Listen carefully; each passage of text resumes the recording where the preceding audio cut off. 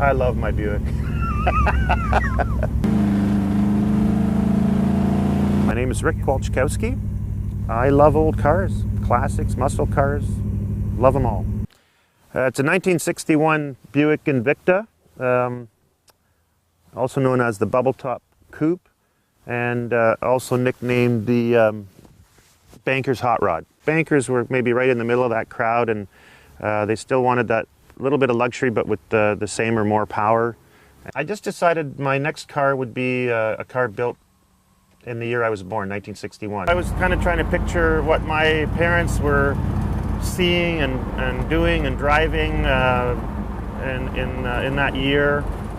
That's what's nice about the large steering wheel, right? That nice, slow, easy turn. A modern car where you have maybe 2.5 turns from left to right, and this one might take 4 or 5 turns. The whole Buick lineup in 61, this was the rarest model. They made about 4,500.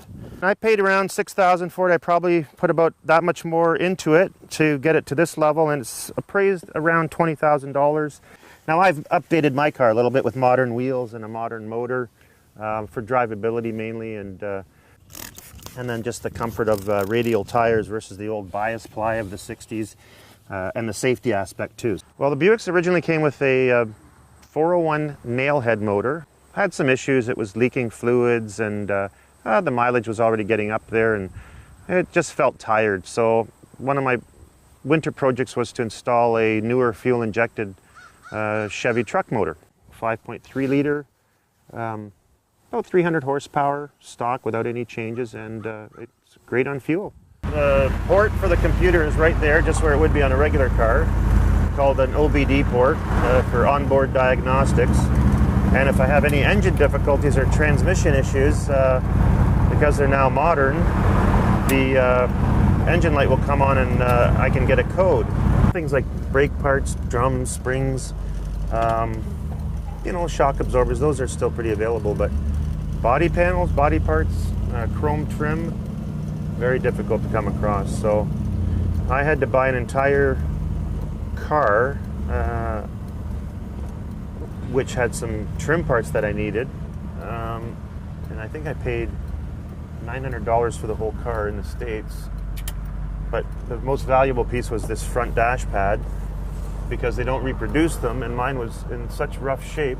It was all cracked and broken. These rarely came with seat belts. You had to special order them in 61. I think it tips the scales at 4,200 pounds. It's a pretty quick car.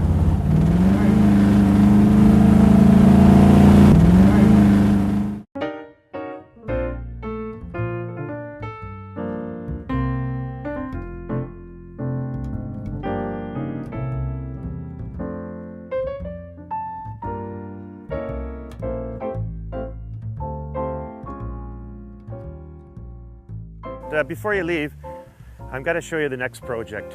Friends have been telling me, Rick, you're crazy to try to fix this 59 Chevy wagon up. It's too far gone. So it may or may not be the next project. It needs a lot of work, as you can see.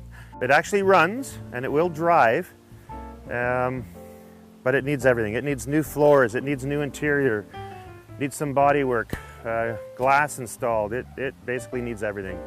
But it could be a very nice car when done, and they're very rare. So, well, we'll see what happens, whether I have the guts to take it on or pass it along to somebody else and let them take care of it.